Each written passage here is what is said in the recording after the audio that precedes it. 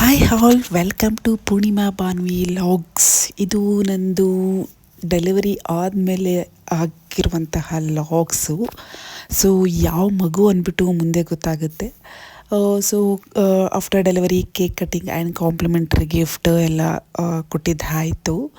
ಆಮೇಲೆ ನಂದು ಮಗಳ ಜೊತೆ ನಂದು first photo hand to hand ಇಟ್ಕೊಂಡಿರೋಂತಹದ್ದು. ಸೊ ಇದು ಅವಳು ಹುಟ್ಟಿದ ದಿನ ತೆಗ್ದಿರುವಂತಹದ್ದು ನ್ಯೂ ಬೋರ್ನ್ ಫೋಟೋಸ್ ಅಂತಲೇ ಹೇಳ್ಬೋದು. ನಾವು ಫಸ್ಟ್ ಫೋನಲ್ಲಿ ತೊಗೊಂಡಿದ್ದು. ಅದಾದಮೇಲೆ ನಾವು ಫೋಟೋಶೂಟ್ ಕೂಡ ಮಾಡಿಸಿದ್ವಿ. ಅದನ್ನು ತುಂಬ ಚೆನ್ನಾಗಿ ಬಂತು. ಯೂಶ್ವಲಿ ನನ್ನ ಮಕ್ಕಳು ಕ್ರ್ಯಾಂಕಿಯಾಗಿ ಆ ಥರ ಎಲ್ಲ ಮಾಡ್ತಾರೆ, ಬಟ್ ನನ್ನ ಮಗಳು ಏನಿಲ್ಲ, ತುಂಬಾ ಸಪೋರ್ಟ್ ಮಾಡಿ ನ್ಯಾಚುರಲಾಗಿ ಬಂತು ಫೋಟೋಸು. ಯೂಶ್ವಲಿ ನ್ಯೂ ಬಾರ್ನ್ಸ್ ತುಂಬ ಡೀಪ್ ಸ್ಲೀಪಲ್ಲಿ ಇರ್ತಾವಲ್ವ ಯಾವಾಗಲೂ, ಸೊ ಅಷ್ಟೊಂದು ಇಶ್ಯೂಸ್ ಆಗಲಿಲ್ಲ. ಸೊ ಅದೆಲ್ಲ ಆದಮೇಲೆ ಪ್ರೋಸೆಸ್ ಎಲ್ಲ ನೆಕ್ಸ್ಟು ಒಂದು 12 ಡೇಸ್ಗೆ ನನ್ನ ಮಗಳಿಗೆ ನೇಮ್ ಇಡಬೇಕಾಯಿತು. ನಾವು ನಾರ್ಮಲಾಗಿ ಇನ್ನು ಯಾವುದೂ ನೇಮ್ ಅಂತ ಪರ್ಟಿಕ್ಯುಲರಾಗಿ 12 ಡೇಸಲ್ಲಿ ಯಾವುದು ಇಡೋದಂತ ಗೊತ್ತಾಗಲ್ಲ. ಅದಕ್ಕೋಸ್ಕರ ನಾವು ದೇವ್ರದ್ದೇ ಹೆಸರನ್ನ ಇಟ್ವಿ. ಅದು ಒಂದು ರಿಚುವಲ್ ಇರುತ್ತಲ್ಲ, ಅದಕ್ಕೋಸ್ಕರ ಹರಿಬರಲ್ಲಿ ಇಡಬೇಕಾಗತ್ತೆ. ಅದಕ್ಕೇ ಸದ್ಯಕ್ಕೆ ಸೆಲೆಕ್ಟ್ ಮಾಡೋದು ಸ್ವಲ್ಪ ಕಷ್ಟ ಆಗುತ್ತೆ. ಆಮೇಲೆ ಕನ್ಫ್ಯೂಷನ್ಸ್ ಇರುತ್ತೆ ಎಲ್ಲ.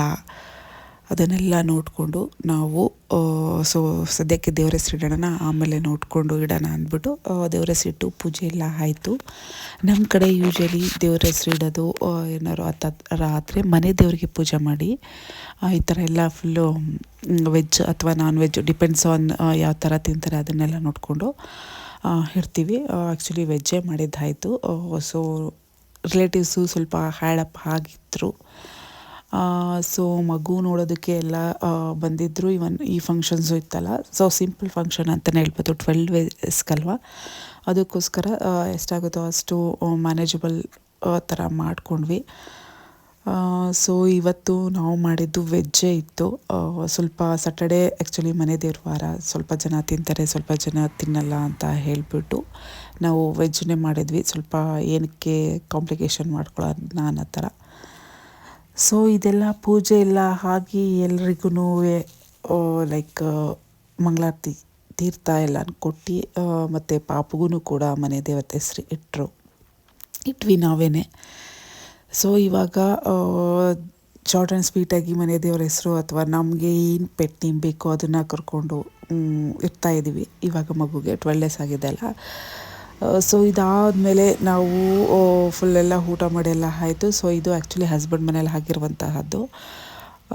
ಇದೆಲ್ಲ ಆದಮೇಲೆ ಈಗೂ ಡೇಸ್ ಹೋಗೋದೇ ಗೊತ್ತಾಗಲ್ಲ ಮಕ್ಕಳದು. 1 ತಿಂಗಳು ಬಂದೇ ಬಿಡ್ತು. So first month baby photoshoot ನಾವು ಈ ಥರ ಮಾಡಿದ್ವಿ. ತುಂಬ ಕಾಂಪ್ಲಿಮೆಂಟ್ ಮಾಡ್ತಿತ್ತು ಕಲರ್ ಕೂಡ.